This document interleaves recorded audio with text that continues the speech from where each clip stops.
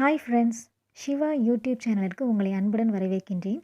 Dead, TNPSC, TRP எக்ஸாமுக்கு prepare பண்ணுறவங்களுக்கு மிகவும் பயனுள்ளதாக இந்த வீடியோ இருக்கும். வாங்க நாம் இந்த வீடியோக்குள்ளே போகலாம்.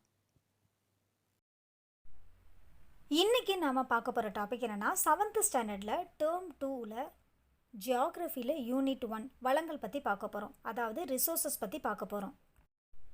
இதில் நம்ம எதெல்லாம் தெரிஞ்சுக்க போகிறோம் அப்படின்னா, வளங்களுடைய முக்கியத்துவம் என்ன, புதுப்பிக்கக்கூடிய வளம், புதுப்பிக்க இயலா வளம், அப்புறம் புதைப்படிம வளம், இது எல்லாத்தையுமே நம்ம தெரிஞ்சுக்க போகிறோம். அதாவது importance of resources, renewable resources, non renewable resources, fossil fuel resources. இங்கே இன்ட்ரடக்ஷனில் என்ன சொல்லியிருக்காங்க அப்படின்னா, ஒரு நாடு அப்படின்னு எடுத்துக்கிட்டிங்கன்னா சமூகமாக இருக்கலாம், பொருளாதாரமாக இருக்கலாம், இல்லை அரசியல் வலிமையாக இருக்கலாம். அந்த நாட்டோட வளத்தோட பரவலாக இருக்கட்டும், பயன்பாடாக இருக்கட்டும், அதை எப்படி பாதுகாத்தல், அதை சார்ந்து தான் இருக்கும் அப்படின்றாங்க. இதோட டேர்ம்ஸ் பார்த்திங்கன்னா social, economic and political strength அப்படின்றது, டிஸ்ட்ரிபியூஷன், அப்புறம் யூட்டிலைசேஷன், அடுத்தது இந்த கன்சர்வேஷன் அப்படின்னு சொல்கிறது. வளங்கள் அப்படின்னா என்ன? அதாவது மனிதனுடைய தேவையை பூர்த்தி செய்யக்கூடியது என்னன்னு சொல்கிறோம், நம்ம வளங்கள் அப்படின்றோம். அதாவது ரிசோர்ஸஸ் அப்படின்னு சொல்கிறோம். இதில் இயற்கை வளங்கள் அப்படின்னா என்ன அப்படின்னு பார்த்தீங்கன்னா, இப்போ மனித குழுவும் இருக்கு இல்லையா, இவங்களோட தலையீடு எதுவுமே இல்லாமல் அதோட சூழலை இயற்கையாக கிடைக்கிற வளத்தை என்னன்னு சொல்கிறாங்க, இயற்கை வளங்கள் அப்படின்றோம். நேச்சுரல் ரிசோர்ஸஸ் அப்படின்னு சொல்கிறோம் இல்லையா, அதுதான். மனிதன் உயிர் வாழ்கிறதுல இயற்கை வளம் தான் ரொம்ப முக்கியத்துவம் வகிக்குது அப்படின்றாங்க. இந்த வளங்கள் அப்படின்னு சொல்கிறோம்ல, இந்த வளம் எப்பொழுதுமே அதோட அசல் வடிவம்னு சொல்கிறோம் இல்லையா, அந்த வடிவத்திலே நம்மளால் பயன்படுத்த இயலாத காரணத்தினால பயன்படுத்தக்கூடிய பொருளாக என்ன பண்ணிக்கிறோம், மாற்றம் செஞ்சுக்கிறோம். இங்கே இந்த ஃப்ளோ சார்ட் பார்த்தீங்கன்னா நல்லா தெரியும். இயற்கை வளங்களுடைய வகைகள் கொடுத்துருக்காங்க. அதாவது நேச்சுரல் ரிசோர்ஸஸ் பற்றி கொடுத்துருக்காங்க. அதை ரெண்டாக பிரிக்கிறாங்க. உருவாகும் விதத்தின் அடிப்படையில் பிரிக்கிறாங்க, புதுப்பிக்கும் தன்மையின் அடிப்படையில் அப்படின்னு பிரிக்கிறாங்க. அதாவது basis of origin, basis of renewability அப்படின்னு சொல்லிட்டு ரெண்டாக பிரிக்கிறாங்க. இதில் பார்த்திங்கன்னா இந்த உருவாகும் விதத்தின் அடிப்படையில் அப்படின்றது, இது என்ன சொல்கிறாங்கன்னா உயிருள்ள வளம், உயிரற்ற வளம் அப்படின்னு பிரிக்கிறாங்க. அதாவது பயோட்டிக் ரிசோர்ஸஸ், ஏபயோட்டிக் ரிசோர்ஸஸ் அப்படின்னு சொல்லிட்டு ரெண்டாக பிரிக்கிறாங்க. அதே மாதிரி இந்த புதுப்பிக்கும் தன்மையின் அடிப்படையில் அதில் எப்படி பிரிக்கிறாங்கன்னா, புதுப்பிக்க இயலும் வளங்கள், புதுப்பிக்க இயலா வளங்கள் அப்படின்னு பிரிக்கிறாங்க. ரெனவபிள் ரிசோர்ஸஸ், நான் ரெனவபிள் ரிசோர்ஸஸ்ன்னு பிரிக்கிறாங்க. இங்கே என்ன கொடுத்துருக்காங்க அப்படின்னா, இயற்கை வளங்களுடைய முக்கியத்துவம் என்ன, அதாவது இம்பார்ட்டன்ஸ் ஆஃப் ரிசோர்ஸஸ் அப்படின்னு என்ன கொடுத்துருக்காங்க அப்படின்னா, இயற்கை வளம்னு சொல்கிறோம் இல்லையா, அதாவது இந்த நேச்சுரல் ரிசோர்ஸஸ்னு சொல்கிறோம்ல, இதுதான் ஒரு மனுஷனுடைய அன்றாட உணவாக இருக்கட்டும், உடையாக இருக்கட்டும், இருப்பிட தேவையை பூர்த்தி செய்யுது அப்படின்றாங்க. அதாவது natural resources satisfy daily needs of man such as food, clothing and shelter. அடுத்ததாக ஒரு நாட்டோட பொருளாதாரத்தை மேம்படுத்துறதுல இந்த இயற்கை வளத்தோட பங்கு ரொம்ப மகத்தானது அப்படின்றாங்க. அதாவது natural resources also contribute immensely to boost up a Nations economy.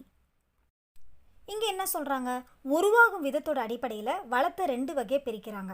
அதாவது உயிரியல் வளங்கள், உயிரற்ற வளங்கள் அப்படின்னு பிரிக்கிறாங்க. பயோட்டிக் ரிசோர்ஸஸ், ஏபயோட்டிக் ரிசோர்ஸஸ் அப்படின்னு சொல்லிட்டு ரெண்டாக பிரிக்கிறாங்க. இதில் ஃபஸ்ட்டு பார்த்திங்கன்னா இந்த உயிரியல் வளங்கள் அப்படின்னு சொல்கிற பயாட்டிக் ரிசோர்ஸஸ் அப்படின்றது. உயிரியல் வளங்கள் அப்படின்னா என்ன, அந்த பயாட்டிக் ரிசோர்ஸஸ் அப்படின்னா என்னென்னா, காடு, பயிர்கள், பறவைகள், விலங்குகள், மனிதன், இதெல்லாம் இருக்கிற உயிர்கோளத்துலேருந்து பெறப்பட்ட வளங்களை தான் என்னென்னு சொல்கிறோம், நம்ம உயிரியல் வளங்கள் அப்படின்னு சொல்கிறோம். அதாவது பயாட்டிக் ரிசோர்ஸஸ் அப்படின்னு சொல்கிறோம். அதே மாதிரி அதிலிருந்து பெறப்படுற அந்த புதை படிம எரிபொருள் இருக்குல்ல, அதுவுமே இந்த உயிரியல் வளங்களில் தான் இருக்கும் அப்படின்றாங்க. இதோட டேர்ம்ஸ் பார்ப்போம். அதாவது லிவிங் அண்ட் ஆர்கானிக் மெட்டீரியல்ஸ் அப்படின்றது, அப்புறம் forest, crops, birds, animals, fishes, man and material. அடுத்தது இந்த ஃபாசில் ஃபியூல்ஸ் அப்படின்றது. எடுத்துக்காட்டாக என்ன கொடுத்துருக்காங்கன்னா, நிலக்கரி, பெட்ரோலியம் கொடுத்துருக்காங்க, கோல் அண்ட் பெட்ரோலியம். ரெண்டாவதாக பார்த்தீங்கன்னா இந்த உயிரற்ற வளங்கள் அப்படின்னு சொல்கிற அந்த ஏபயோட்டிக் அப்படின்றது, உயிரற்ற பொருளிலிருந்து பெறப்படுற ஒரு வகை வளம் உயிரற்ற வளம் அப்படின்னு சொல்லி நம்ம சொல்கிறோம். இப்போ எடுத்துக்காட்டாக பார்த்தீங்கன்னா தங்கம், வெள்ளி, இரும்பு, தாமிரம், நிலம், நீர், சூரிய ஒளி, உலோக தாதுக்கள், காற்று. இதோட டேர்ம்ஸ் பார்த்தீங்கன்னா land, water, air, sunlight and heavy metals including ores such as gold, iron, copper, silver etcetera. இங்கே இந்த புதுப்பிக்கும் தன்மையோட அடிப்படையில் வளத்தை ரெண்டு வகையாக பிரிக்கிறாங்க. எப்படி பிரிக்கிறாங்கன்னா, புதுப்பிக்கத்தக்க வளங்கள், புதுப்பிக்க இயலா வளங்கள் அப்படின்னு சொல்லிட்டு ரெண்டாக பிரிக்கிறாங்க. On the basis of renewability, resources can be divided into two types. They are renewable resources, non-renewable resources அப்படின்னு சொல்லிட்டு பிரிக்கிறாங்க. இதில் ஃபஸ்ட்டு பார்த்தீங்கன்னா இந்த புதுப்பிக்கத்தக்க வளங்கள் அப்படின்றது ரெனவபிள் ரிசோர்ஸஸ் அப்படின்னு சொல்கிறோம்ல அதுதான். இந்த புதுப்பிக்கத்தக்க வளங்கள் அப்படின்றது என்ன அப்படின்னா இயற்கையான செயல்பாடுனாலேயோ இல்லை கால ஓட்டத்தினால திரும்பவும் நிறைவு செய்யப்படக்கூடியனவா இருக்கிற வளங்களை தான் என்ன சொல்கிறாங்க, புதுப்பிக்கத்தக்க வளங்கள் அப்படின்னு சொல்லி சொல்கிறாங்க. இந்த வளத்தை உற்பத்தி செய்கிறதுனாலையும் பயன்படுத்துறதுனாலையும் மாசெல்லாம் ஏற்படாது. இன்றைக்கி பார்த்தீங்கன்னா ஆற்றல் ஆதாரங்களா அந்த புதுப்பிக்கத்தக்க வளத்தை பயன்படுத்துறது பார்த்தோன்னா உலக அளவில் இன்றைக்கி அதிகரிச்சுட்டே வருது. இப்போ எடுத்துக்காட்டாக பார்த்தீங்கன்னா இந்த சூரிய ஆற்றல், காற்று ஆற்றல், நீர் ஆற்றல் இதெல்லாம். இதோட டேர்ம்ஸ் பார்த்தீங்கன்னா solar energy, wind energy and hydro power. இதில் சூரிய ஆற்றல் பற்றி கொடுத்துருக்காங்க. சோலார் எனர்ஜின்னு சொல்கிறோம் இல்லையா. இப்போ சூரியன் வந்து தன்னோட ஆற்றலை வெப்பமாகவும் ஒளியாகவும் வெளியிடும். இதோட டேர்ம் என்ன சொல்லுவாங்க, ஹீட் அண்ட் லைட் அப்படின்னு சொல்லுவாங்க. இந்த சூரிய ஆற்றல் அப்படின்றது இந்த சுற்றுச்சூழலுக்கு பார்த்தீங்கன்னா தீங்கு விளைவிக்காது. இங்கே இந்த ஒளி மின்னழுத்த களம் இல்லைன்னா சூரிய களம் அப்படின்றது நேரடியாக சூரிய ஆற்றலை மின்னாற்றலாக மாற்றக்கூடியதாக இருக்குது. இதோட டேர்ம் பார்த்தீங்கன்னா இந்த ஃபோட்டோ வால்டெக் டிவைசஸ்ன்னு சொல்கிறது. அதாவது photovoltaic devices or solar cells வந்து directly convert to solar energy into electricity. இப்படி இந்த சூரிய ஒளி மின்தட்டு மூலமாக பெறப்படுற அந்த மின் ஆற்றல் அப்படின்றது கணிப்பான அந்த மின்னூட்ட செய்வதில் இருந்து குடியிருப்பு பகுதிக்கு மின்சாரம் அளிக்கும் வரைக்குமே செயலாற்றுது அப்படின்றாங்க. ஏக்கர் அளவில் பரந்த நிலப்பரப்பில் ஒளி மின்னழுத்த கள மின்சக்தி திட்டம், அப்புறம் இந்த செறிவூட்டப்பட்ட சூரிய மின்சக்தி திட்டமும் செயல்படுத்தப்படுது. இதோட டேர்ம்ஸ் பார்த்தீங்கன்னா அந்த ஃபோட்டோ வோல்டைக் பவர் பிளான்ட்ஸு, அப்புறம் வந்து பார்த்தீங்கன்னா சோலார் பவர் பிளான்ட்ஸு. இந்த முறையை எந்தெந்த நாடுகள் எல்லாம் நடைமுறைப்படுத்தியிருக்கு பார்த்தீங்கன்னா இந்தியா, சைனா, ஜப்பான், இட்டாலி, அப்புறம் ஸ்டேட்ஸ் ஆஃப் அமெரிக்கா இவங்கெல்லாம் பண்ணியிருக்காங்க. இங்கே உங்களுக்கு தெரியுமா என்ன சொல்லியிருக்காங்கன்னா தமிழகத்தில் ராமநாதபுரம் மாவட்டத்தில் கமுதி சூரிய ஒளி மின்சக்தி திட்டம் அப்படின்றது உலகத்தோடைய மிகப்பெரிய சூரிய ஒளி மின்சக்தி திட்டத்தில் ஒன்று. இங்கே 4550 கோடி மதிப்பில் இந்த திட்டம் அப்படின்றது செப்டம்பர் 2016 தான் நிறைவேற்றினாங்க. இது வந்து பார்த்தீங்கன்னா இப்படி அமைச்சதுனால இது நிறுவப்பட்ட திறன் மட்டும் எவ்வளோன்னு பார்த்தீங்கன்னா 648 மெகாவாட். இதோட டேர்ம் என்ன சொல்லுவாங்கன்னா கமுதி சோலார் பவர் ப்ராஜெக்ட் அப்படின்னு சொல்லி சொல்லுவாங்க. அடுத்ததாக பார்த்தீங்கன்னா இந்த காற்று ஆற்றல் அப்படின்றது, அதாவது விண்ட் எனர்ஜி அப்படின்றது. இந்த காற்று ஆற்றல் அப்படின்றது ஒரு தூய்மையான ஆற்றல் அப்படின்னு சொல்லுவாங்க. ஏன் அப்படின்னா இந்த டர்பன்கள் பார்த்தீங்கன்னா காற்று ஆற்றலானது சுற்றுச்சூழலுக்கு கேடே விளைவிப்பது கிடையாதான். இன்றைக்கி இருக்கிற காலகட்டத்தில் இந்த காற்று ஆற்றலானது ரொம்ப சிக்கனமாக அப்புறம் புதுப்பிக்கக்கூடிய ஆற்றல் தொழில்நுட்பத்தில் ஒன்றா இருக்குது. கிளாசிக் டச்சு காற்றாலை அப்படின்னு சொல்கிறோம்ல, இதை வந்து என்ன சொல்லுவாங்கன்னா இந்த கிளாசிக் டச் விண்ட் மில் அப்படின்னு சொல்லுவாங்க. இது வந்து பார்த்தீங்கன்னா நூற்றாண்டாக காற்றாலை பயன்படுத்திச்சான். இன்றைக்கி இருக்கிற நிலப்பரப்பை குறிக்கிற 3 சக்திகள் கொண்ட நவீன காற்று விசையாழி காற்றை மின்சாரமாக மாற்றுது. இதோட டேர்ம் பார்த்தீங்கன்னா இந்த விண்ட் டர்பைன்ஸ் வித் 3 பிளேட்ஸ்னு சொல்கிறது அந்த இதுக்கு விண்ட் மில்லோடது. இங்கே பார்த்தோன்னா அமெரிக்க ஐக்கிய நாடு, சீனா, ஜெர்மனி, ஸ்பெயின், இந்தியா, இங்கிலாந்து, கனடா, அப்புறம் பிரேசில் இந்த நாடு எல்லாமே காற்று ஆற்றலை உற்பத்தி செய்கிற உலகத்தோடைய மிக முக்கிய நாடுகளாக இருக்குது. இங்கே பாக்ஸில் என்ன கொடுத்துருக்காங்கன்னா இந்தியாவுடைய மிக முக்கிய காற்றாலை பண்ணைகள் அப்படின்னு கொடுத்துருக்காங்க. அதாவது மேஜர் விண்ட் ஃபார்ம்ஸ் இன் இந்தியான்னு கொடுத்துருக்காங்க. ஃபஸ்ட்டு வந்து பார்த்தீங்கன்னா இந்த முப்பந்தல் அப்படின்றது எங்கே இருக்குன்னா கன்னியாகுமரி, இது வந்து தமிழ்நாட்டில் இருக்குது. அடுத்ததாக ஜெய்சல்மார், இது வந்து பார்த்தீங்கன்னா மாவட்டம் ஜெய்சல்மார் எந்த மாநிலம்னா ராஜஸ்தான் மாநிலத்தில் இருக்குது. அடுத்து மூணாவது பார்த்தீங்கன்னா இந்த பிரமன்வேல் அப்படின்றது இது எந்த மாவட்டம், துளை மாவட்டம், மாநிலம் மகாராஷ்டிரா. அடுத்ததாக தால்கான் அப்படின்றது எந்த மாவட்டத்தில் அமைஞ்சிருக்குன்னா சங்கிலி, எந்த மாநிலம்னா மகாராஷ்டிராவில். அடுத்ததாக பார்த்தீங்கன்னா தாமன் ஜோதி, இது வந்து மாவட்டமே தாமன் ஜோதி தான், மாநிலம் ஒடிசா. இந்த காற்றாலை பண்ணைகளில் பார்த்தீங்கன்னா அதிகமான அந்த மெகாவாட் எதில் வந்து எங்கே வந்து இது ஆகுது உற்பத்தி பண்ணுறாங்கன்னு பார்த்தீங்கன்னா கன்னியாகுமரி, தமிழ்நாடு. அடுத்ததான் நீர்மின் சக்தி அப்படின்னு சொல்கிற ஹைட்ரோ பவர். இந்த நீர் அப்படின்றது ஒரு முக்கிய ஆற்றல் ஆதாரமாக கருதப்படுது. இப்போ இன்றைக்கி பார்த்தீங்கன்னா இந்த நீர் அப்படின்றது நீர்மின் சக்தி உற்பத்திக்கு பயன்படுத்துகிறோம். இதோட டேர்ம் பார்த்தீங்கன்னா அதாவது ப்ரொடியூசிங் ஹைட்ரோ எலக்ட்ரிக் பவர். இந்த நீர் மின்சக்தி எப்படி வந்து உற்பத்தி பண்ணுறாங்க அப்படின்னு பார்த்தீங்கன்னா இந்த நீர் மின்சக்தி அப்படின்றது அதிக திசை வேகத்தோட நகர்ற நீர், அப்புறம் அந்த பெரிய நீர்வீழ்ச்சியில் அந்த விசையாழி அப்புறம் அந்த மின்மாற்றி மூலமாக உற்பத்தி செய்கிறாங்க. இதோட டேர்ம்ஸ் பார்த்தீங்கன்னா moving water with high velocity and great falls with the help of turbines and dynamos. நாம் தெரிஞ்ச ஆற்றல் வளத்திலேயே பார்த்தோன்னா இந்த நீர்மின் சக்தி அப்படின்றது ரொம்ப மலிவாக இருக்கும், அப்புறம் மிகவும் ஏற்றுக்கொள்ளக்கூடியதாகவும் இருக்குது. இதோட டேர்ம்ஸ் பார்த்தீங்கன்னா cheapest and most versatile source of energy. உலக அளவில் பார்த்தீங்கன்னா சீனா, கனடா, பிரேசில், அமெரிக்க ஐக்கிய நாடு, ரஷ்யா, இந்தியா, நார்வே, ஜப்பான் இந்த நாடு எல்லாமே நீர் மின்சக்தி உற்பத்தி செய்கிற நாடாக இருக்குது. அதிக அளவில் மின்சக்தி உற்பத்தி செய்கிற நாடு பார்த்தீங்கன்னா இந்த சீனா தான். இந்தியாவில் நீர் மின்சக்தி உற்பத்தி செய்யப்படுற இடங்கள் கொடுத்துருக்காங்க. ஒரு 8 நீர் மின்சக்தி திட்டம் கொடுத்துருக்காங்க, மாநிலம் கொடுத்துருக்காங்க. ஃபஸ்ட்டு வந்து பார்த்தீங்கன்னா தெகிரி அணை அப்படின்றது உத்தரகாண்டில் இருக்குது. அடுத்ததாக பார்த்தீங்கன்னா ஸ்ரீசைலம் அணை அப்படின்றது ஆந்திர பிரதேசம். நாகார்ஜுன சாகர் அணைன்றது ஆந்திர பிரதேசம். 4வதாக பார்த்தீங்கன்னா சர்தார் சரோவர் அணை அப்படின்றது குஜராத்தில் இருக்குது. 5வதாக பார்த்தீங்கன்னா இந்த பக்ரானங்கல் அணை அப்படின்னு சொல்கிறது இது வந்து பஞ்சாபில் இருக்குது.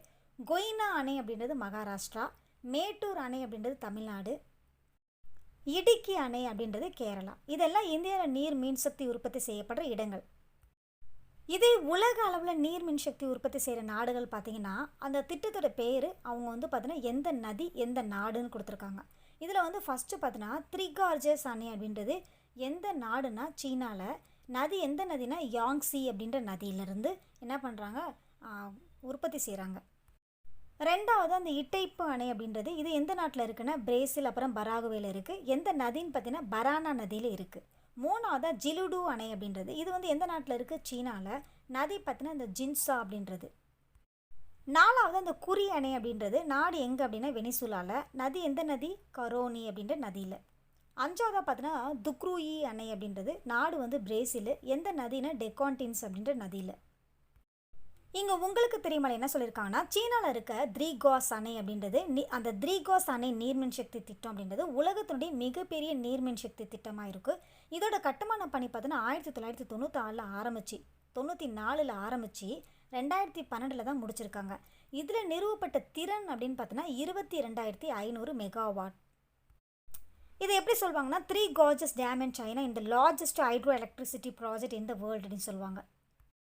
அடுத்தது அந்த புதுப்பிக்க இயலா வளங்கள் அப்படின்னு சொல்கிறேன் நான் ரெனியூவபிள் ரிசோர்ஸஸ். இப்போ புதுப்பிக்க இயலா வளங்கள் அப்படின்னா என்ன? இப்போ இயற்கையாக மீண்டும் புதுப்பிக்க முடியாத இல்லைன்னா கால ஓட்டத்தில் மீண்டும் நிறைவு செய்ய முடியலைன்னா அந்த இயற்கை வளங்கள் என்னன்னு சொல்கிறோம் புதுப்பிக்க இயலா வளங்கள் அப்படின்னு சொல்கிறோம்.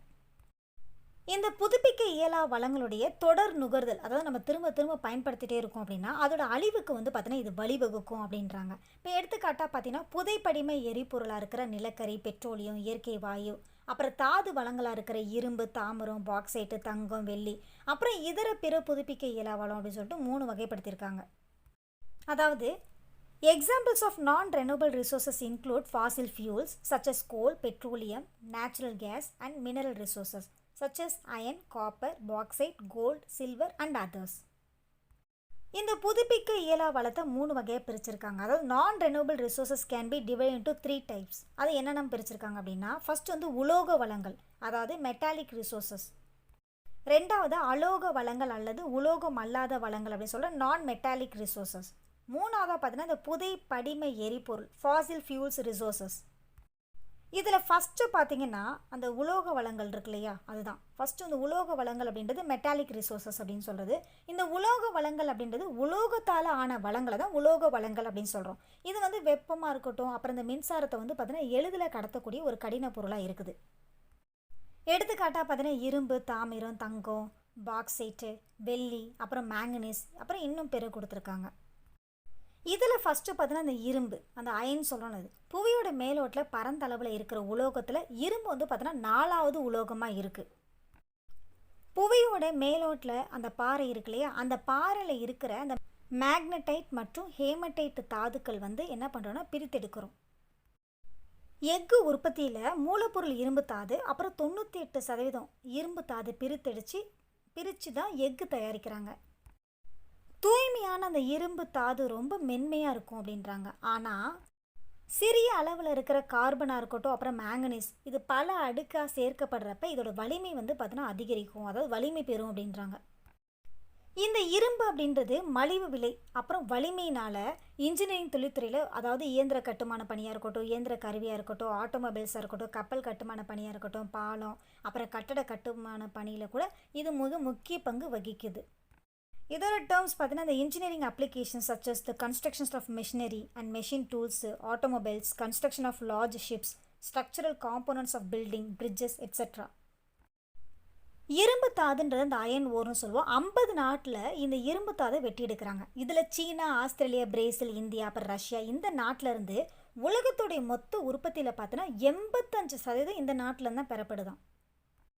உலகத்தோடைய அந்த இரும்பு மொத்த இருப்பில் பார்த்தீங்கன்னா அதாவது 70% இரும்பு தாதுக்கள் வந்து இந்த நாட்டில் தான் இருக்கான். இதே இந்திய நாடு எடுத்துட்டிங்கன்னா மொத்த இருப்பில் 95% எங்கே இருக்குது அப்படின்னு பார்த்தீங்கன்னா, அதாவது இந்த இரும்பு தாதெல்லாம் எங்கே இருக்குதுன்னு பார்த்தீங்கன்னா ஜார்க்கண்டு, ஒடிசா, மத்திய பிரதேசம், சத்தீஸ்கர், கர்நாடகா, அப்புறம் கோவா இந்த மாதிரி மாநிலங்களில் இருக்குதான். தமிழகத்தில் பார்த்தீங்கன்னா எங்கே இரும்பு தாது அது கிடைக்குதுன்னா கஞ்சமலையில் கிடைக்குதான். அடுத்ததாக தாமிரம், காப்பர்னு சொல்கிறோம் இல்லையா, அதான் மனிதன் வந்து முதல்ல அறிஞ்சி பயன்படுத்தப்பட்ட உலோகத்தில் ஒன்று தான் இந்த தாமிரம்னு சொல்கிற அந்த காப்பர். இரும்பு அப்புறம் அந்த அலுமினியத்துக்கு அடுத்து மனித நுகர்வில் 3வது இடத்தை பெறுறது இந்த காப்பர் தான். இந்த தாமிரம் அப்படின்றது வெப்பம் மற்றும் மின்சாரத்தை எளிதில் கடத்தக்கூடியதாக இருக்குது. இது என்ன சொல்லுவாங்கன்னா copper is a good conductor of heat and electricity அப்படின்வாங்க. தாமிர உற்பத்தியோடைய முக்கால் பங்கு அதாவது 3/4 சொல்கிறோம் இல்லையா, அது மின்சார கம்பி வடங்கள், தொலைத்தொடர்பு கேபிள்கள் மற்றும் மின்னணு சாதனங்கள் தயாரிப்பதற்கு பயன்படுத்தப்படுது. அதாவது இதோட டேர்ம்ஸ் பார்த்தீங்கன்னா electrical wires, telecommunication cables and electronics. தாமிர உற்பத்தியில் சிலி அப்படின்ற நாடு தான் உலக அளவில் முதலிடம் வகிக்குது. அப்புறம் பெரு, சீனா, அமெரிக்க ஐக்கிய நாடுகள், காங்கோ மற்றும் ஆஸ்திரேலியா போன்ற நாடுகளும் தாமிர உற்பத்தி செய்கிற பிற நாடுகளாக இருக்குது. அடுத்ததான் இந்த தங்கம், கோல்டுன்னு சொல்லணும். இது வந்து அரிய மற்றும் விலை மதிப்பற்ற உலோகம் அப்படின்னு சொல்கிறாங்க. அதனால தான் இதுக்கு உலக சந்தையில் அதிகமான ஒரு தேவை இருக்குது. இப்போ பண்டைய காலத்திலே பார்த்தீங்கன்னா தங்க நாணயம்லாம் பயன்படுத்தியிருக்காங்க. இன்றைக்கி பார்த்தீங்கன்னா அதாவது இப்போ வந்து ஆபரணம் தயாரிக்கிறதா இருக்கட்டும், பல் மருத்துவத்துலேயும் இந்த தங்கத்தை பயன்படுத்துகிறாங்க. இது செழிப்போட அடையாளமாக, செல்வத்தோட வடிவமாக இருக்குது. உலக அளவில் தங்கத்தை உற்பத்தி செய்கிற நாடு பார்த்தீங்கன்னா இந்த சீனா, ஆஸ்திரேலியா, ரஷ்யா, அமெரிக்க ஐக்கிய நாடு, தென்னாப்பிரிக்கா, அப்புறம் இந்த கனடா இந்த மாதிரி நாடுகள்லாம் தங்கம் உற்பத்தி செய்கிற மிக முக்கிய நாடுகளாகவும் இருக்குது. ஆஸ்திரேலியா பார்த்தீங்கன்னா 2500 டன் தங்க தாது இருப்பு உள்ளதோட உலக அளவில் தங்க இருப்பு அதிகமாக இருக்கிற ஒரு முதன்மை நாடு அந்த ஆஸ்திரேலியா இருக்குது. இந்தியா அப்படின்னு பார்த்தோன்னா கர்நாடகாவும் இந்தியாவில் தங்கத்தை அதிக அளவில் உற்பத்தி செய்கிற ஒரு மாநிலமாக இருக்குது. கோலார் தங்க வயல் உலகத்துடைய ஆழமான தங்க சுரங்கத்தில் ஒன்று. இந்த கேஜிஎஃப் அப்படின்னு சொல்லணும், கோலார் கோல்டு ஃபீல்டு. அடுத்ததான் இந்த பாக்சைட் அப்படின்றது. இந்த அலுமினியம் அப்படின்றது இந்த பாக்சைட் அப்படின்ற தாதுலேருந்து பிரித்தெடுக்கப்படுது. Aluminium is produced from bauxite ore அப்படின்னு சொல்லுவாங்க. பெரும்பாலான தாதுக்களில் இந்த அலுமினியம் இருக்கும். ஆனால் பாக்சைட்டில் தான் அதிக அளவில் இந்த அலுமினியம் இருக்குது. இந்த அலுமினியம் மற்ற உலோகத்தோடு ஒப்பிடுறப்ப ஒரு பரவலான ஒரு பயன்பாட்டை கொண்டதாக இருக்குது. இந்த அலுமினியம் அப்படின்றது எடை குறைஞ்சதா, அப்புறம் கடினமாக, விலை குறைஞ்சது அப்படின்றனால தான் உலக அளவில் கட்டுமான பணிக்கு வந்து இதை வந்து பயன்படுத்திக்கிறாங்க. முக்கியமாக விமானம், கப்பல், அப்புறம் ஆட்டோமொபைல், தொடர்வண்டி பெட்டி தயாரிப்பெல்லாம் இந்த அலுமினியம் வந்து பயன்படுத்தப்படுது. அதாவது construction of aircraft, ship, automobiles, railway coaches and etcetera. இந்த அலுமினியம் பார்த்தீங்கன்னா மின்சாரம் அப்புறம் வெப்பத்தை எளிதில் கடத்தக்கூடியதாக இருக்குது. அதனால் மின்சார கம்பி வடம் தயாரிக்கிறதுக்கு இதை பயன்படுத்திக்கிறாங்க. அரித்தல் செயலை அதிகரிக்க தாங்கிக் கொள்ளக்கூடியதாகவும் இந்த அலுமினியம் இருக்குது. இந்த அலுமினியத்தோட சிறிய அளவில் மற்ற உலோகத்தை சேர்க்கறது மூலமாக இது தூய ரக, அதாவது இந்த அலுமினியத்தை விட உயர் ரக அந்த உலோக கலவையை உருவாக்குது. அதாவது அலாயினை வந்து எப்படின்னா உலோக கலவையை உருவாக்குது. இதை எப்படி சொல்லுவாங்கன்னா it creates superior alloy then pure aluminium அப்படின்னு சொல்லுவாங்க. இப்போ எக்ஸாம்பிள் என்ன கொடுத்துருக்காங்கன்னா துராலுமின் அப்படின்னு கொடுத்துருக்காங்க. இங்கே ஆஸ்திரேலியா தான் உலகத்தோடைய முன்னணி பாக்சைட் உற்பத்தி செய்கிற நாடாக இருக்குது. இதை தவிர சீனா, பிரேசில், இந்தியா, அப்புறம் கினியா, ஜமைக்கா, அப்புறம் ரஷ்யா இவங்கெல்லாம் அந்த பாக்சைட் உற்பத்தியில் ஒரு மிக முக்கிய பங்கு வகிக்கிற நாடாக இவங்கெல்லாம் இருக்கிறாங்க. இப்போ 4/1 பங்கு அந்த பாக்சைட் வந்து அந்த பாக்சைட் தாது படிவு வந்து கினியாவில் மட்டும்தான் இருக்குது. ஒடிசா, குஜராத், ஜார்க்கண்ட், மகாராஷ்டிரா, சத்தீஸ்கர், தமிழ்நாடு, அப்புறம் மத்திய பிரதேசம் இது எல்லாமே இந்தியாவுடைய மிக முக்கியமான பாக்சைட் உற்பத்தி செய்கிற மாநிலங்களாக இருக்குது. தமிழகத்தில் சேலம் மாவட்டத்தில் இருக்க சேர்வராயன் மலையில் இந்த பாக்சைட் படிவு அதிகமாக இருக்குது. அடுத்தது இந்த வெள்ளி அப்படின்னு சொல்கிற இந்த சில்வர். தங்கத்தை மாதிரியே வெள்ளியும் விலை மதிப்பு மிக்க ஒரு உலோகமாக தான் இருக்குது. தங்கத்தை விட பரந்த பயன்பாட்டை கொண்டது இந்த வெள்ளி தான். இந்த வெள்ளி வந்து பார்த்தீங்கன்னா நகை தயாரிக்கிறதா இருக்கட்டும், பல் மருத்துவமாக இருக்கட்டும், இல்லை புகைப்பட பொருளாக இருக்கட்டும், மின் மூலம் பூசுறதா இருக்கட்டும், அப்புறம் அந்த ஆடம்பர பொருள் தயாரிக்கிறதுலையும் இந்த அதிகமாக வந்து பார்த்தீங்கன்னா இந்த வெள்ளியை வந்து பயன்படுத்துகிறோம். இதோட டேர்ம்ஸ் பார்த்தீங்கன்னா இந்த ஜுவல்லரி, அப்புறம் இந்த டென்டிஸ்ட்ரி, ஃபோட்டோகிராஃபிக் குட்ஸ், அப்புறம் electroplating industry, manufacture of luxury goods. 3ல் 2 பங்கு வெள்ளி அப்படின்றது பணம் ஈட்டும் நோக்கத்தில் பயன்படுத்தப்படுது. தங்கத்தை மாதிரியே வெள்ளியும் அரித்தலை தாங்கக்கூடியதாக இருக்குது. இதோட டேர்ம் பார்த்தீங்கன்னா இந்த கொரோஷன் அப்படின்னு சொல்கிறது, இந்த அரித்தலை தாங்கக்கூடியதுன்னு சொன்னாலும் அது. இதில் மெக்சிகோ தான் உலகத்துடைய முன்னணி வெள்ளி உற்பத்தி செய்கிற நாடாக இருக்குது. இதுக்கப்புறம் வந்து பார்த்தோன்னா பெரு, சீனா, ரஷ்யா, ஆஸ்திரேலியா, அப்புறம் சிலி, இதெல்லாம் வெள்ளி உற்பத்தி செய்கிற மற்ற நாடாக இருக்குது. 50% மேற்பட்ட வெள்ளி அப்படின்றது தென் அமெரிக்க நாட்டில் இருக்குது. அடுத்தது அந்த மேங்கனீஸ் அப்படின்றது. இந்த மேங்கனீஸ் அப்படின்றது வெண் சாம்பல் நிறத்தில் கடினமாக பளபளப்புடைய அப்புறம் உடையக்கூடிய ஒரு உலோகம் தான் அந்த மேங்கனீஸ் அப்படின்றது. Manganese is a steel grey hard shiny and brittle metal அப்படின்வாங்க. இந்த மேங்கனீஸோட பொதுவான தாதுக்கள் அப்படின்னு பார்த்தீங்கன்னா இந்த பைரோலோசைட் மேங்கனீஸ், அப்புறம் சைலே மெலன் மற்றும் அப்புறம் இந்த ரோசைட் அப்படின்றது. அதாவது பைரோலோசைட் மேங்கனீஸ், சைலோமெலன் அண்ட் ரோடோக்ரோசைட். இந்த மேங்கனீஸ் அப்படின்றது நல்ல தரமான அந்த எக்குன்னு சொல்லுவோம்ல, அந்த ஸ்டீல் உற்பத்திக்கு முக்கியமானதாக இருக்குது. இது மின்சார பேட்டரி தயாரிக்கிறதுக்கும் பயன்படுத்துறது மட்டும் இல்லாமல் செங்கல், பானை, அப்புறம் இந்த தரைத்தள தயாரிப்புலையும் வண்ண பொருளாகவும் இது பயன்படுத்தப்படுது. இந்த மேங்கனீஸ் மூலக்கூறுகள் பார்த்தீங்கன்னா அழுக்கு நீக்கிற திரவம், அப்புறம் சலவைத்தூள் தயாரிக்கிறதுலையும் பயன்படுத்தப்படுது. இதோட டேர்ம்ஸ் பார்த்தீங்கன்னா இந்த டிஸ்இன்ஃபெக்டிங் லிக்விட்ஸ், ப்ளீச்சிங் பவுடர், அப்புறம் ஃபர்டிலைசர் எட்ஸெட்ரா. அதாவது இந்த மேங்கனீஸ் காம்பவுண்ட்ஸ். தென்னாப்பிரிக்கா உலகத்துடைய முன்னணி மேங்கனீஸ் உற்பத்தி செய்கிற நாடாக இருக்குது. இந்த மேங்கனீஸ் உற்பத்தியில் முக்கியத்துவம் வாய்ந்த மற்ற நாடுகள்னு பார்த்தீங்கன்னா சீனா, ஆஸ்திரேலியா, காபன், பிரேசில், அப்புறம் இந்தியா, இந்த மாதிரி நாடு உலக அளவில் முக்கியத்துவம் வாய்ந்த நாடாக இருக்குது. இந்த நாட்டில் மேங்கனீஸ் இருப்பு வந்து அதிகமாக இருக்கிறதுனால இது உலக அளவில் மேங்கனீஸை ஏற்றுமதி செய்கிறதுல ஒரு குறிப்பிடத்தக்க நாடாக இருக்குது. அடுத்தது அந்த அலோக வளங்கள் அப்படின்னு சொல்லிட்டு அந்த நான் மெட்டாலிக் ரிசோர்ஸஸ். இப்போ உலோகத்தை கொண்டிராத அந்த வளத்தை நம்ம என்னென்னு சொல்கிறோம், அலோக வளங்கள் அப்படின்னு சொல்கிறோம். இது வந்து கடினமான பொருள்லாம் கிடையாது, மின்சாரத்தையும் வெப்பத்தையும் எளிதில் கடத்துபவையும் கிடையாது. இப்போ எடுத்துக்காட்டால் மைக்கா, சுண்ணாம்புக்கல், ஜிப்சோ, அப்புறம் போலமைட், பாஸ்பேட், இதெல்லாம். இது என்ன சொல்லுவாங்கன்னா these are not hot substances and are not good conductors of heat and electricity அப்படின்னு சொல்லுவாங்க. Example for non metallic resources are mica, limestone, gypsum, dolomite, phosphate etcetera. இதில் மைக்காவோட தாதுக்கள் அப்படின்னு பார்த்தீங்கன்னா இந்த மஸ்கோவைட் அப்படின்றதும் அப்புறம் இந்த பயோடைட், இது ரெண்டும் தான் மைக்காவோடைய தாதுக்கள். இதோட டேர்ம் பார்த்தீங்கன்னா இந்த காமன் ஓர்ஸ் ஆஃப் மைக்கா அப்படின்னு சொல்லுவாங்க. மின் மற்றும் மின்னணு தொழிற்சாலையில் பயன்படுத்தப்படுற கனிமத்தில் இதுவும் ஒன்று, அதாவது மைக்காவும் ஒன்று. மின் தொழிலில் காப்பு பொருளாக வந்து மைக்கா பயன்படுத்தப்படுது. இந்த காப்பு பொருள்னு சொல்லலை, இதோட டேர்ம் பார்த்தீங்கன்னா இந்த இன்சுலேட்டிங் மெட்டீரியல் அப்படின்னு சொல்லுவோம். அதுக்கப்புறம் இந்த மைக்கா பார்த்தீங்கன்னா இந்த மசகு எண்ணெய், அப்புறம் இந்த அலங்கார சுவரொட்டி தயாரிக்கிறதுல பொடி வடிவத்தில் சேர்க்கப்படுதான். இதோட டேர்ம்ஸ் பார்த்தீங்கன்னா இந்த lubricating oils and decorative wallpapers. சீனா தான் மைக்கா உற்பத்தியில் உலக அளவில் முன்னிலை வைக்கிற நாடாக இருக்குது. அப்புறம் ரஷ்யா, பின்லாண்டு, அப்புறம் அமெரிக்க ஐக்கிய நாடு, துருக்கி, அப்புறம் இந்த கொரிய குடியரசு, இதெல்லாம் மைக்கா உற்பத்தியில் மிக முக்கிய பங்கு வகிக்கிற மற்ற நாடாக இருக்குது. இந்தியாவில் பார்த்தீங்கன்னா 95% மைக்கா அப்படின்றது ஆந்திர பிரதேசம், ராஜஸ்தான், அப்புறம் ஜார்க்கண்டில் கிடைக்குது. அடுத்தது அந்த சுண்ணாம்பு கல் அப்படின்னு சொல்கிற அந்த லைம்ஸ்டோன். இந்த சுண்ணாம்பு கல் அப்படின்றது ஒருவித படிவு பாறை அப்படின்னு சொல்லுவாங்க. அதாவது லைம்ஸ்டோன் இஸ் செடிமெண்ட்ரி ராக் அப்படின்னு சொல்லுவாங்க. மடிந்த கடல் உயிரினத்தோட எலும்பு துண்டு சிதைவடைஞ்சு ஏற்படுற படிவுனால ஏற்படுறது தான் இந்த சுண்ணாம்புக்கல் அப்படின்றாங்க. எடுத்துக்காட்டா பவளைப்பாறை, ஃபோராமினிஃபெரா, அப்புறம் இந்த மெல்லுடலிகள் போன்றவற்றின் மடிவுக்கு அப்புறம் தான் உருவாகிற அந்த 10% படிவப்பாறை சுண்ணாம்பு கல்லாக இருக்குது. இதோட டேர்ம் பார்த்தீங்கன்னா limestone is sedimentary rock composed mainly by skeletal fragments of marine organisms such as coral, foraminifera and mollusks. அதிகப்படியாக நொறுக்கப்பட்ட அந்த சுண்ணாம்பு கற்கள் பார்த்தீங்கன்னா கட்டுமான பணிக்கு பயன்படுத்துகிறோம். அப்புறம் முகப்புக்கல், தரையில் பதிக்கப்படுற கல், சாளரம், அடிமனை, படிக்கட்டு, இதெல்லாம் அமைக்கப்படுறப்ப இந்த சுண்ணாம்பு கல்லை நம்ம பயன்படுத்திக்கிறோம். இதோட டேர்ம் பார்த்தீங்கன்னா இந்த facing stone, floor tiles, stair treads, window sills and many other பர்பஸஸ்க்கு நம்ம பயன்படுத்திக்கிறோம். நொறுக்கப்பட்ட சுண்ணாம்புக்கல் வந்து உலோக பிரிப்பு அப்புறம் இந்த சுத்திகரிப்பு பணிக்கு பயன்படுத்தப்படுது. இந்த கிரஸ்ட் லைம்ஸ்டோன் அப்படின்னு சொல்லலாம், அது smelting and other metal refining ப்ராசஸ்க்கு பயன்படுத்திக்கிறோம். இந்த போர்ட்லேண்ட் சிமெண்ட்னு சொல்கிறாங்கல்ல, அது வந்து சுண்ணாம்புக்கல்லேருந்து தயாரிக்கப்படுது.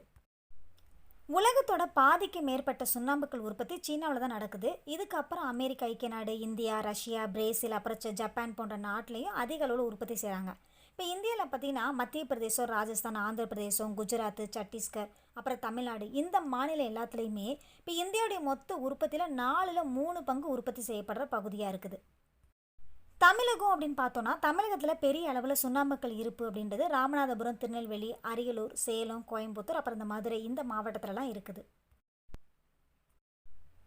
அடுத்ததா புதைப்படிம எரிபொருள் வளங்கள். இதோட டேர்ம் பார்த்தீங்கன்னா இந்த ஃபாசில் ஃபியூல் ரிசோர்ஸஸ் அப்படின்னு சொல்லுவாங்க. பொதுவாக புதைப்படிம எரிபொருள் வளம் அப்படின்றது இறந்து போன தாவரம் அப்புறம் இந்த விலங்கோட எச்சத்துலேருந்து உருவானது தான். இது என்ன சொல்லுவாங்கன்னா, Fazil fuel resources R normally formed from the remains of dead plants and animals. இந்த புதைப்படிம எரிபொருள் ஹைட்ரோ கார்பன்லேருந்து உண்டானது அப்படின்னு பெரும்பாலும் குறிப்பிடப்படுது. இது எரிக்கப்படுறப்ப அந்த வெப்ப ஆற்றலுக்கான ஒரு சிறந்த ஒரு ஆதாரமாகவும் இருக்குது. இந்த புதைப்படிம எரிபொருள் வளங்கள் அப்படின்னு சொல்லிட்டு இந்த நிலக்கரி, அப்புறம் பெட்ரோலியம், அப்புறம் இந்த இயற்கை வாயுவை சொல்கிறோம். இதோட டேர்ம்ஸ் பார்த்தீங்கன்னா கோல், பெட்ரோலியம், நேச்சுரல் கேஸ். இதில் ஃபஸ்ட்டு வந்து அந்த கோல். இந்த நிலக்கரி அப்படின்றது தொல்லுயிர் எச்சத்திலிருந்து உருவான ஒரு திண்மை எரிபொருள் அப்படின்றது. இதோட டேர்ம் என்னென்னா, this is the most abundantly found fossil fuel that forms when dead plant matter is converted into peat.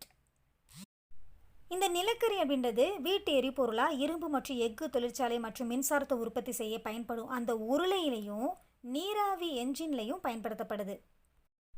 நிலக்கரியிலிருந்து மின்சாரம் உற்பத்தி செய்கிற வெப்ப சக்தி வந்து அனல் மின் சக்தி அப்படின்னு சொல்லி அழைக்கப்படுது. தெர்மல் பவர் அப்படின்னு சொல்லுவோம் இல்லையா, அது. கார்பன் அளவை வச்சு நிலக்கரியை 4 வகையாக பிரிக்கலாம். அது என்னென்ன அப்படின்னா, ஆந்த்ரசைட் அப்படின்றது, பிட்டுமினஸ், லிக்னைட், பீட். உலகத்தோட முன்னணி நிலக்கரி உற்பத்தி செய்கிற நாடு பார்த்தீங்கன்னா சீனா. அதுக்கப்புறம் இந்தியா, அமெரிக்க ஐக்கிய நாடு, ஆஸ்திரேலியா, இந்தோனேஷியா, அப்புறம் ரஷ்யா, இதெல்லாம் நிலக்கரியை உற்பத்தி செய்கிற மற்ற நாடாக இருக்குது. இந்தியாவில் நிலக்கரி உற்பத்தி அப்படின்னு பார்த்தோன்னா, மேற்கு வங்கத்தில் இருக்க ராணிகஞ்ச், அப்புறம் தமிழகத்தில் இருக்கிற நெய்வேலி, ஜார்க்கண்டில் இருக்க ஜாரியா, அப்புறம் தன்பாத், அப்புறம் இந்த பொக்காரோ, இந்த பகுதியெல்லாம். இங்கே உங்களுக்கு தெரியுமா என்ன சொல்லியிருக்காங்கன்னா, நாம் இப்போ பயன்படுத்துகிற நிலக்கரி அப்படின்றது 300 வருஷத்துக்கு முன்னாடி தோன்றிய ஒரு படிவு. பூமியுடைய பெரும்பகுதி நீராவி சதுப்பு நிலத்தினால நிரம்பி இருக்குது. தாவரம் அப்புறம் இந்த விலங்கு இறந்ததுக்கப்புறம் அதுக்கப்புறம் நடந்த அந்த எச்சம் சதுப்பு நிலத்தில் அடியில் புதைக்கப்படுது. இறுதியில் அது புவிக்கு அடியில் அதிகப்படியான வெப்பமாக இருக்கட்டும், அந்த அழுத்தத்தோட காரணமாக இது நிலக்கரியாக மாறுது. அடுத்தது அந்த பெட்ரோலியம். பாறையோட அடுக்குக்கு இடையையும் கடல் மற்றும் கடலோர பகுதியில் இருக்கிற எண்ணெய் வயலில் இருந்தும் தொலை போட்டு பெட்ரோலியம் எடுக்கிறாங்க. இப்படி எடுக்கிறத கச்சா செயலாக்கம், டீசல், பெட்ரோல், மண்ணெண்ணெய், மெழுகு, பிளாஸ்டிக்கு, அப்புறம் இந்த மசகு எண்ணெய், இந்த மாதிரி பல்வேறு பொருளை உற்பத்தி செய்கிற சுத்திகரிப்பு நிலையத்துக்கு அனுப்பப்படுது. இதோட டேர்ம்ஸ் பார்த்தீங்கன்னா, இது என்ன பண்ணுறாங்க, ரிஃபைனரிக்கு சென்ட் பண்ணுறாங்க. அதாவது refineries which process crude oil and produce variety of product like diesel, petrol, kerosene, wax, plastic and lubricants. Petroleum அது அந்த உபப்பொருள் வந்து மதிப்பு மிக்கதாக இருக்கனால இதை கருப்பு தங்கம் அப்படின்னு சொல்லி சொல்கிறாங்க.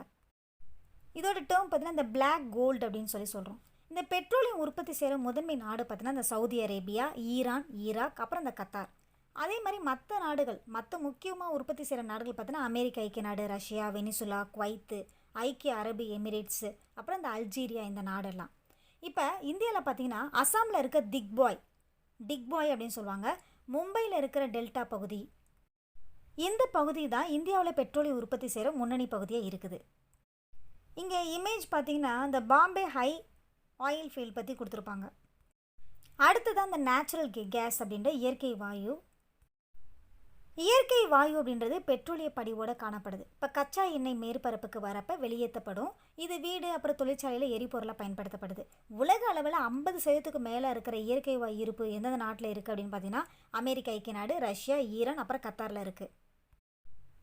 இந்தியாவில் கிருஷ்ணா, அப்புறம் கோதாவரி, டெல்டா, அசாம், குஜராத், அப்புறம் மும்பையோட சில கடலோர பகுதியில் இந்த இயற்கை வாயு வளம் இருக்குது.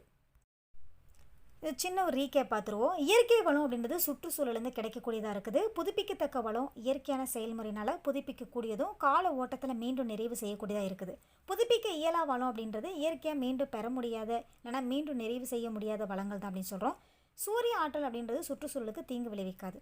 நீர்மின் சக்தி அப்படின்றது அதிக திசை வேகத்தோட நகர்ற நீர், அப்புறம் நீர்வீழ்ச்சியில் விசையாழி, அப்புறம் இந்த டைனமோக்கள் உதவியோடு உற்பத்தி செய்யப்படுது. அடுத்ததான் அந்த இரும்பு, தாமிரம், தங்கம், பாக்சைட்டு, வெள்ளி, மேங்கனீஸ் இதெல்லாம் உலோக வளங்கள் அப்படின்றது. அப்புறம் மைக்கா, சுண்ணாம்புக்கல், ஜிப்சோன், டோலமைட்டு, பாஸ்பேட் இதெல்லாம் உலோகம் அல்லாத அலோக வளங்கள் அப்படின்றது. அடுத்தது அந்த புதை படிம எரிபொருள் வளங்கள் அப்படின்றது பொதுவாக இறந்த தாவர அப்புறம் அந்த விலங்கோட எச்சத்தில் உருவானது. இந்த லெசன் உங்களுக்கு ஓரளவுக்கு புரிஞ்சிருக்குன்னு நம்புகிறேன். அடுத்த வீடியோவில் வேறு டாபிக் பற்றி பார்ப்போம். இந்த வீடியோ உங்களுக்கு பிடிச்சிருந்துச்சுன்னா உங்கள் ஃப்ரெண்ட்ஸ்க்கு ஷேர் பண்ணுங்கள், லைக் பண்ணுங்கள், கமெண்ட் பண்ணுங்கள், சப்ஸ்கிரைப் பண்ணுங்கள். தேங்க்யூ.